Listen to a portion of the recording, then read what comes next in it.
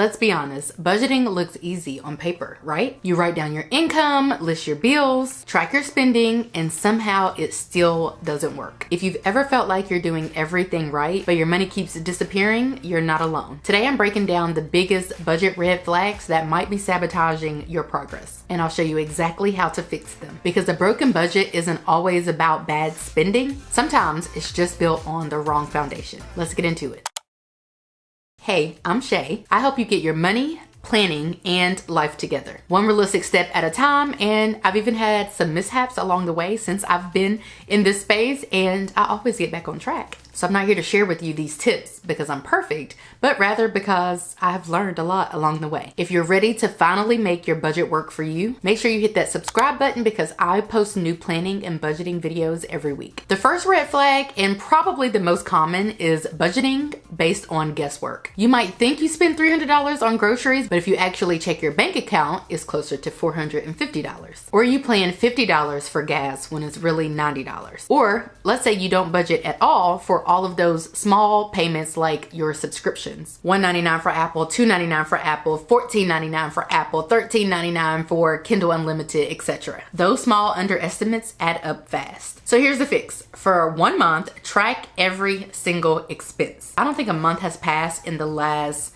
8 years or 9 years or so that I have not tracked every single expense. If I wanted to, I can go back 8 Octobers and tell you what we were spending our money on. While it may seem punitive, this isn't to punish yourself, but to see what's real. Once you know your actual numbers, your budget becomes a plan you can trust, not a wish list. The next red flag, forgetting about the stuff that doesn't happen every month, like car maintenance, guilty. Birthdays, not guilty. I'm good about that. Annual fees, guilty. Or holiday gifts. These are the things that make people say, my budget was going fine until this happened. But those things aren't surprises, they're just infrequent. The fix is simple, set up sinking funds. If your car insurance is $600 every 6 months, divide it by 6 and set aside $100 every month. That way, when it's due, the money's already waiting for you. Sinking funds take the panic out of budgeting. One little caveat that I have to share. You know, I'm not that great with sinking funds, or maybe you don't know that because you're new here, but we do not do that great with sinking funds. We go in and out. We try it this year, try it that year, don't try it this year, try it the next year. So we continue to struggle with that. So if you're not going to have sinking funds, the only other way to get around this is to stay super on top of all of the expenses that you possibly can. Meaning, if you celebrate Christmas and you're going to be buying stuff for Christmas, well, you know when Christmas is. So maybe you're not saving a set amount for all of the year. Maybe you just start saving money in October or November, just kind of being mindful that that expense is coming up. That's an easy expense.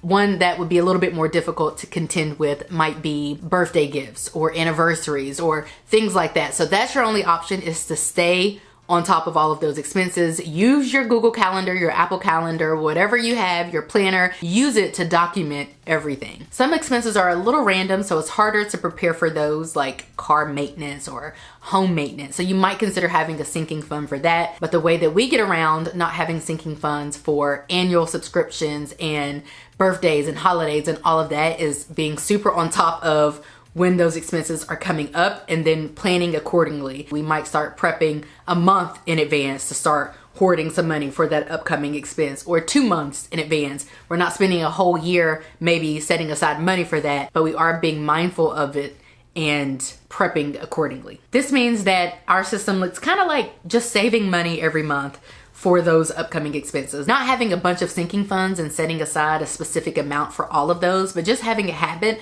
of kind of hoarding money or saving money every month. It might be $250 this month, it might be $500, it might be $1,000 this month, $2,000, but just having a rhythm of saving money. That's how we beat sinking funds. Though I will always have aspirations of having specific sinking funds. Here's another big one. You set up your budget at the start of the month and then you never look at it again. It's like setting a fitness goal or a weight loss or weight gain goal and then never getting on the scale. Budgets need regular check-ins. I recommend tracking expenses daily. If not daily, then maybe every few days, but at minimum once per week. Look at what's coming up, see what you've already spent, and adjust if needed. You don't have to start over. Just tweak it. That's how you stay in control. You ever heard of telling your money where to go instead of wondering where it went? Same sentiment. Okay, this one's huge. Your budget doesn't match your real life. If your budget says $0 for eating out, yet you grab takeout twice per week. That's not a failed budget, that's a mismatch. Money is emotional. You can't expect yourself to live like a robot, especially during these unprecedented times. The goal is to create a plan that fits you, not punish you. So if that morning coffee makes your day, just budget for it. It's about intention, not restriction. And keep in mind that, well, we are in some strange times, but also keep in mind the ebbs and flows of life. You might be in one season of life in 1 year, and then you might be in a new season of life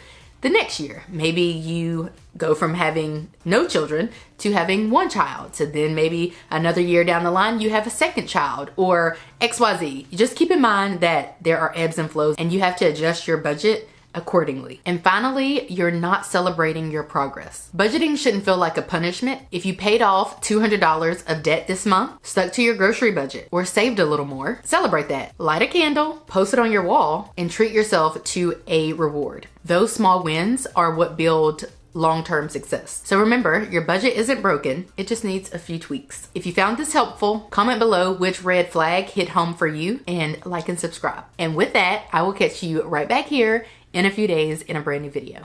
Bye guys.